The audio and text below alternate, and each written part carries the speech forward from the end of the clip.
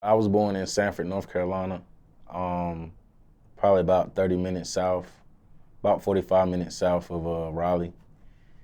Um, Small little town, about 30, 40,000 people, man. Two high schools, nothing really too much going on in this town. Bunch of violence, really bullshit going on. But the city's strong. Everybody gonna get through it. I currently stay in Raleigh right now though. I've been residing there since 2011. So yeah, Raleigh stand got the whole 919. So 2019, that's 8 years, give or take, Yeah. you've been out there. So what age were you exactly when you made that move? I want to say I was about, what, 19, 20, probably about to turn 20. Yeah, I started going to school at North Carolina Central. I transferred from UNC Pembroke. So, I just started living in Raleigh. Durham kind of rough. I mean, I stayed out there for a couple weeks. Had a lot of bad encounters, so, moved to Raleigh. The city you were born, was it a certain part you represented of that city while you were there growing up, raised there? Yes and no. I was born and raised till I was 5 years old in Thornwood Village. It's a trailer park on the east side of Sanford. It's by East Lee. It's a middle school. But then we moved to the west side. We moved to the country part of Sanford. So then, I guess you could say they be on the west side, east side shit, but I guess I'm really both. I got fam on the west side and the east side. I grew up on the east side. My grandma, she used to run a little care home over there on the east side. So a lot of people know me in the city and stuff. So I don't really go both ways, but it's both ways. Do you still visit the city you were born in today, even though you Oh live yeah, in Raleigh? definitely. I go there all the time. I was just there yesterday. My family's there, like I said. I go visit my mom, go visit my dad, my brothers, my sister. I don't know, just go get the same country vibe. A couple friends still stay in Sanford. People I do keep up with anyway. Now, if somebody's not familiar with Raleigh, let's say they're familiar with Charlotte, how far is the city you were born from Charlotte, let's say? Charlotte, probably about 2.5 hours. Sanford's really in like the middle of the state. Charlotte is more west towards South Carolina, really. So, yeah. Just for people that aren't familiar. Now, you kind of North painted... of 85. Okay. Now, you painted that picture of what what the surroundings was like, but what was it actually like for you growing up? Growing up, a lot of expectations from my family, man. I played football and I wrestled in high school. I've wrestled in college. The whole time growing up, my mom, my dad, they always practiced be a leader, always education first, really. I liked school. It was pretty all right. I ain't want nothing else going on for me anyway. You mentioned mom and dad. You grew up in a two-parent household? Yes, definitely. Are they still together today? They are. They've been married about 30 years. Everybody had their ups and downs, had their trials and tribulations, but they made it through, showing that true love probably still do exist. What do you think their secret is of staying together so long? Honestly, they do everything together. They figure out everything together. Even when times was bad, they still stuck it out. My mom, she's a real warrior, I love her to death. But she just loved my dad, and she made everything work out. Did you appreciate the two-parent household? Oh yeah, definitely. Looking back? Definitely. I thought everybody had a two-parent household, honestly, growing up until, I got a little older, got into the real world. Then I realized, a lot of people out here are just with their mom, or a lot of people out here don't really have their father figure present in their life. And see, that's where me and, Never Going Broke, that's the label I'm under, music group, that's my label. I'm the CEO. But we like to mentor younger people because everybody didn't grow up with that father figure, that role model. So, if you see a kid by themselves, or really I'm trying to get into starting nonprofit programs as well to help that. But You know, like I said, I'm grateful for both my parents. I know without neither one of them, I wouldn't be the person I am today. I do a lot of interviews, and more often than not, I interview people that had split parents, grew up in a broken house, maybe a guardian that's not even their parent raising them. So, Yeah, I was lucky enough. I only lived with my grandma a couple months while my parents, you know, went through their little stuff. But other than that, you know, it was a very good environment. you painted the surroundings. You mentioned violence. Did that affect you growing up at all? The violence that you mentioned. Honestly, yes. You know, I had a couple cousins get killed when I was younger.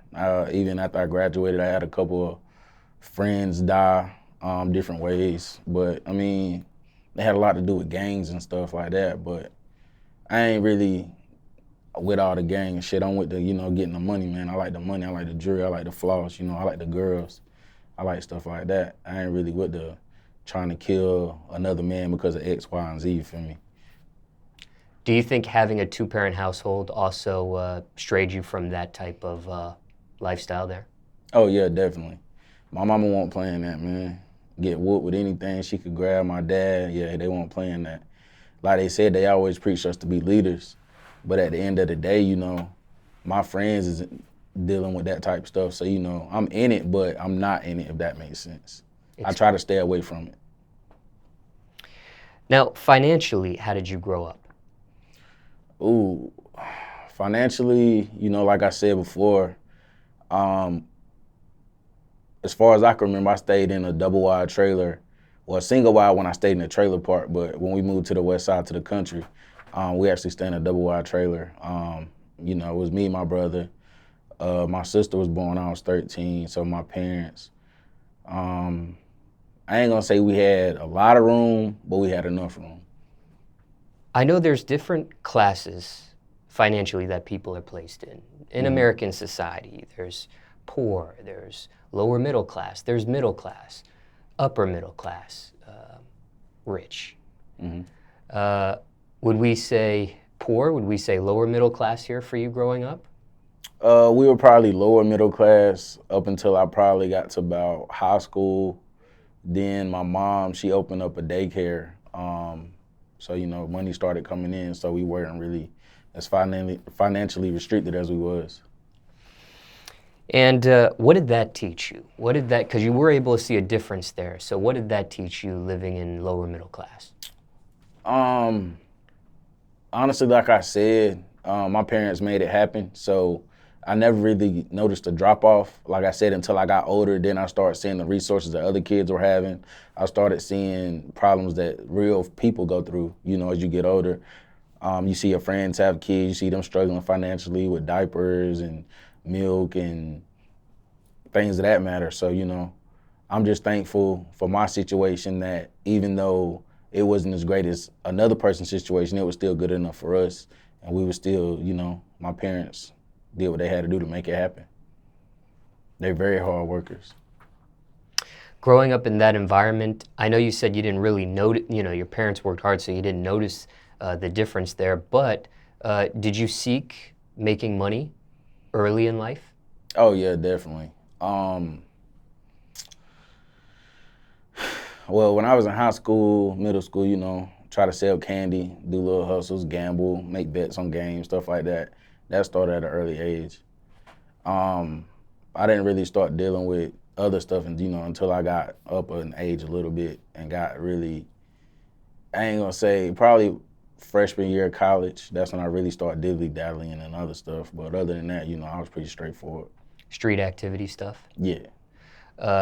Petty stuff, looking back, or did you get deep with it? Dang, man. I just say it was deep enough. I'll say that. And did you ever try your hand at a job? Job, yeah, definitely. I had a job. I worked at Food Line before. I worked in warehouses, stuff like that, but I ain't with that. Like, a 9 to 5 is cool. Don't get me wrong, you know, pay your bills, do your thing. But me personally, I feel like I was made for something more than that. Something at least worth my time, my effort, my energy, you know, so. What was your role at each job? At Food Line, you know, I pushed carts. I was a bag boy. At the little warehouse that I worked at, I actually was the person that was loading the truck, you know. So, hey, let me tell you, that tire you out, man, lifting out them boxes all day. Break your body down. Were any of these jobs tough? Oh, yeah, definitely.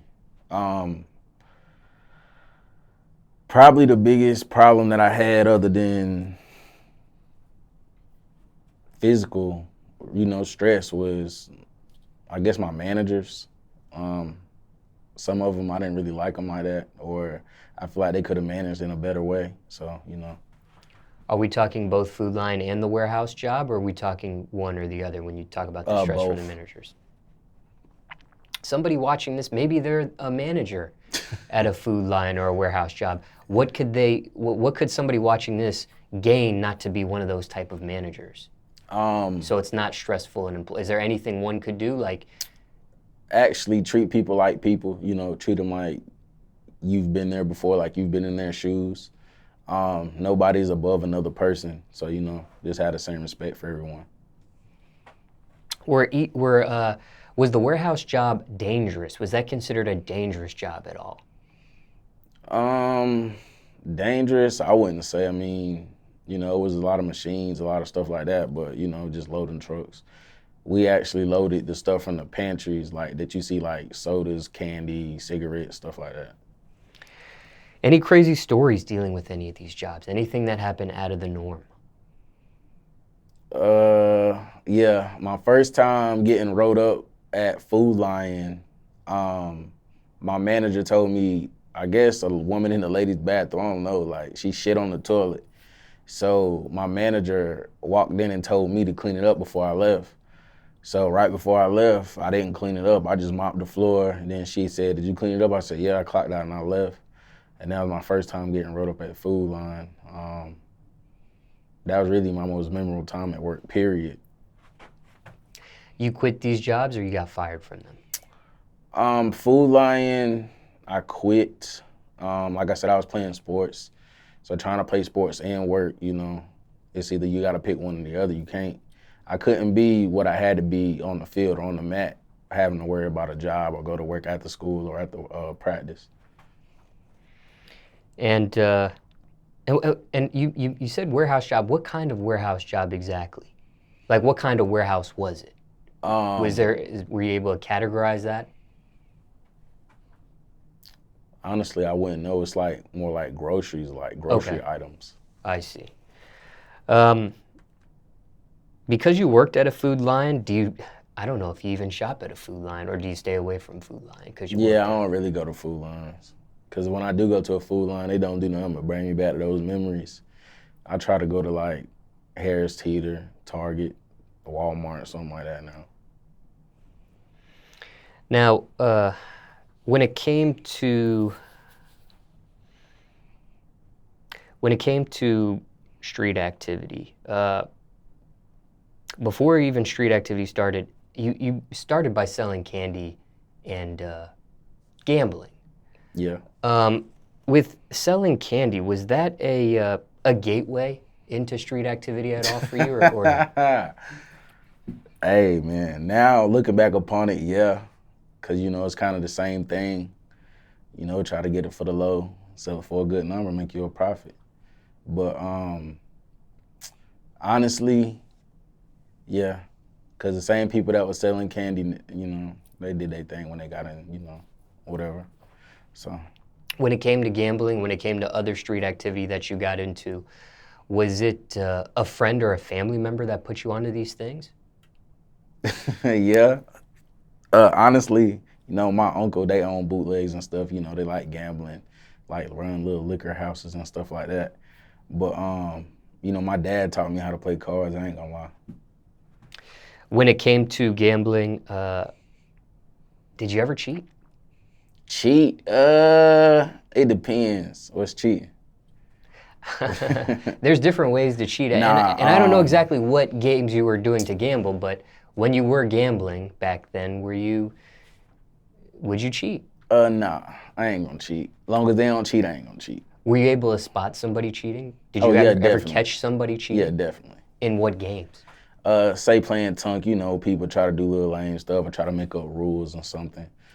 Sometimes you playing poker, you know, they don't call your hand. I don't really shoot dice or nothing like that, so, you know, I don't know how to play dice at all.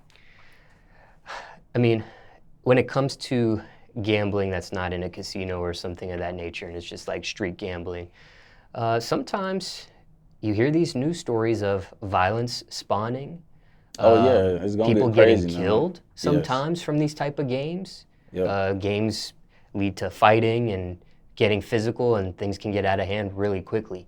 Did you ever experience anything that bad when it came to gambling, or no? Yes and no. You know, I've been in around a couple bad calls, like I said, like people not calling their hand or the houseman getting out of line and not calling the correct hand. And I've seen people, you know, whip out guns on each other. I've seen people, you know, let a shot off. I've also been in a car game that's been robbed before. You know, it's dangerous that way. You know, people know it's a lot of money in there. You know, the big ballers, you know, they the ones that's gonna play the cards. You know, everybody else, you know, they're just gonna be around watching. But I mean, shit, it's what goes down, you know. You actually got robbed in that game yourself? Oh no, not me. Okay. Everybody else, you know, I done about lost everything I had. He didn't really take nothing from me. I had about $40, $50 on the table. Well, I guess you could say yeah then. Well, I meant, well, you said there was like a robbery at a game, so. Oh yeah. Well, I guess everybody got robbed, but you know what I'm saying. Scary stuff. When it comes to street activity, obviously there can be consequences with this stuff. Certain level of stress, the looking over your shoulder feeling, violence, incarceration, worst case, death. Did you experience any of this stuff yourself, aside from, you know, what we talked about in the gambling sense here just a second ago? Yeah, I've been in a couple bad situations. I've been on both sides, you know, a couple robberies that probably could have went really sour. I know on my leg, I tore my quad 2016. You know, I was making a whoop, do you feel me? And goddamn, the dude gave me some fake money. So, you know, I hopped out on the dude, you know, with the pistol, whatever, put the pistol to the car. The dude backed up. We was at Sheetz. It's a pantry or gas station. He backed up, hit the fence. You know, shit was crazy, man. Busted both his tires. He got away though. But, you know, he hit my car on the way, hit his car, fucked his car up. I backed him in. I blocked him in. You know, I wasn't trying to let him go. I can't run because my leg is fucked up, you feel me? So, and then that was one time. It's been a couple times in Durham, you know, I ain't really gonna speak on that shit, you know.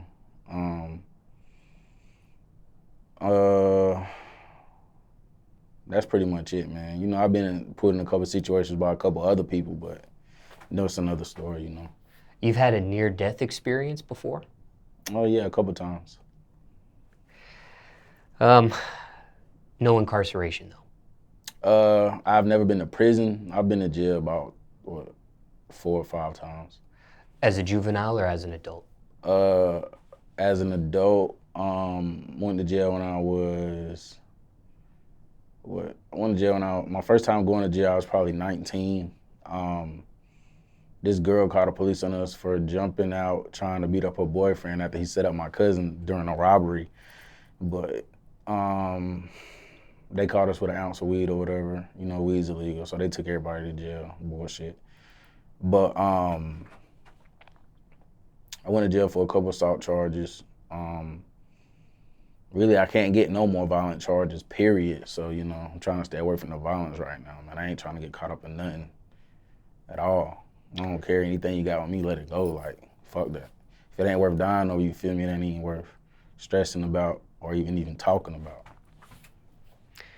Now, you mentioned incarceration here, getting arrested, charges, near-death experiences. Did you know this stuff from the jump before you entered into the street activity? No. route? Don't nobody tell you that. They only, you know, you see the shine and like I said, the girls, the whip, shit like that, but you don't see, you know, the bond fees, the lawyer fees, the sleepless nights. You know, somebody call your mom at 1 o'clock in the morning, she's scared it might be you dying, you know what I'm saying? She's stressing your parents out, your family out. I mean, like I said, it's a lot of good shit that come with this shit, you know, but I don't really glorify it like that, you know, because like I said, I lost a couple friends to the system, I lost a couple to the graveyard.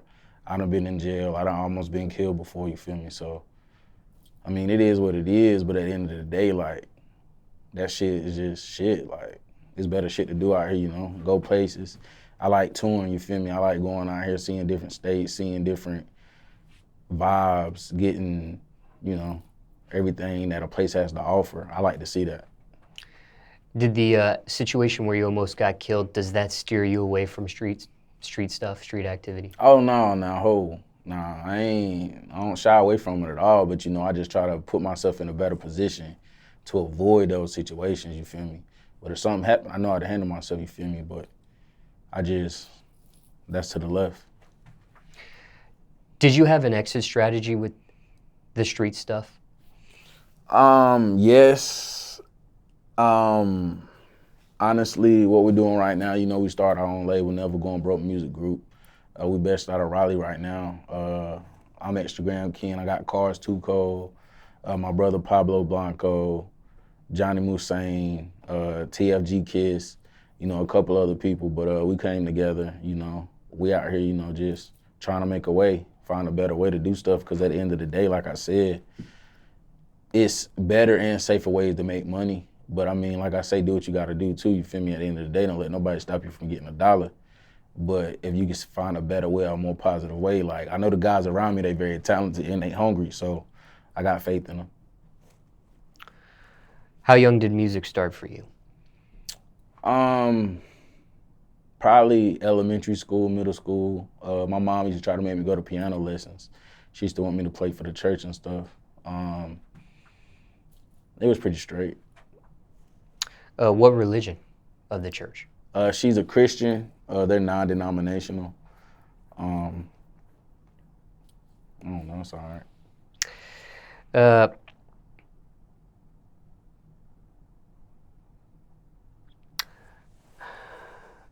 When it came to street stuff, things that you've gotten into in the past, any regrets? Yeah, definitely.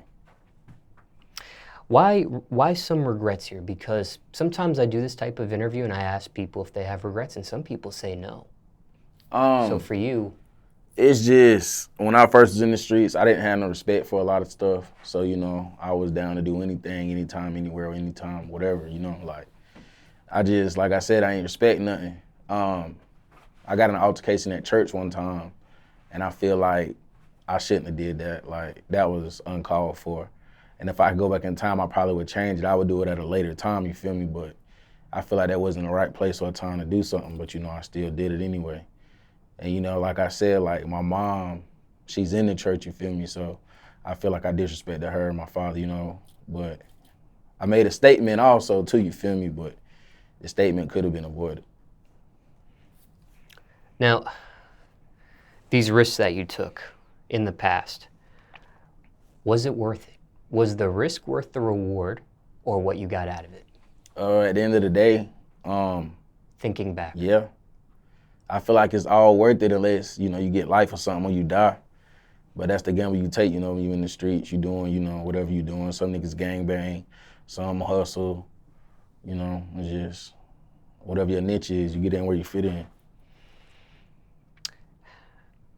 When do your parents first find out you're getting involved in street activity? The first time I went to jail, you know, yeah, that was pretty whack. Also, another time, they found that I was really deep in when me and my homie, we was going to spring break in Miami. So, you know, driving from Raleigh to Miami, you know, shit, about 13 hours. But we was going through Georgia, and boom, we were smoking or whatever. We got pulled over. We both went to jail, boom. We got caught with a stolen gun or whatever. That case still pending now, like, that shit wild, man. But anyway, we got caught with a stolen gun or whatever. So we get arrested. Then my mom, I'm calling her. Well, I call my girl. I'm like, yo, call my mom, budget this, budget that. You feel me? Like, tell her, go give her some money for me. You feel me? So she took my mom like $8,000. My mom was like, where you get all this money from? Budget this, budget that. You feel me? But my bond was only $5,000. You know, we used the rest to get a lawyer or whatever. But I paid a lawyer up in full, bonded out, and this was the first time I ever got arrested out of state or anything. You feel me? So, you know, for everybody watching, you know, put that bond money up first, man, for real. Cause when they come, man, you feel me, you gonna need that. But after that, you know, she was like, well, you doing something, you know, cause this ain't come from no damn job, you feel me? Like, she ain't stupid. Do they try to persuade you out of the street stuff? Oh yeah, all parents? the time.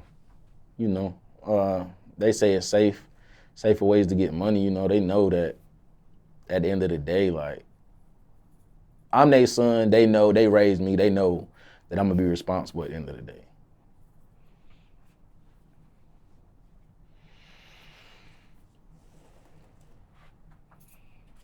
Was there ever a point when it comes to your parents, you were making more money than they were? Oh, right off the bat, man, you know, my dad works in a factory. My mom, like I said, she's a daycare provider. But yeah, for a fact, I know, yes. Did that ever change the dynamic of how they treated you, you treated them? No, but it was more of a respect level, I want to say. So, you know, it wasn't like I'm their son, yes, but they also see me like as an equal person to them, if that makes sense.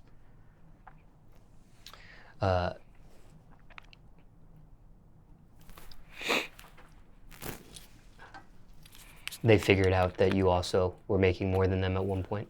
Mm-hmm. Now, when it comes to street stuff, and I know your upbringing, you had a two-parent household. Mm-hmm.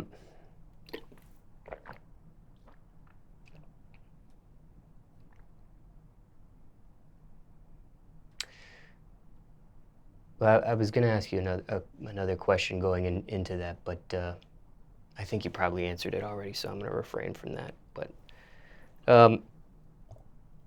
just curious, I know we talked about financially you grew up and lower middle class at first. Mm-hmm. Let's say somebody's watching this interview and maybe they're growing up in lower middle class themselves. Mm-hmm. Is there anything you would say to somebody living in that environment? You know, never get your head down. You know, always try to make a way. Keep hard working, because eventually hard work gonna pay off. And at the end of the day, you know, do what's good for you and your family, you know. Don't ever let nobody tell you what to do, how to do it, when to do it, you know. Everybody got choices. Only you know what type of path you on, and only you know what type of pace you need to work at. So, you know, just get it done. You did graduate high school. Yes. And you do attend some sort of college. Yes. It sounds like you didn't finish it.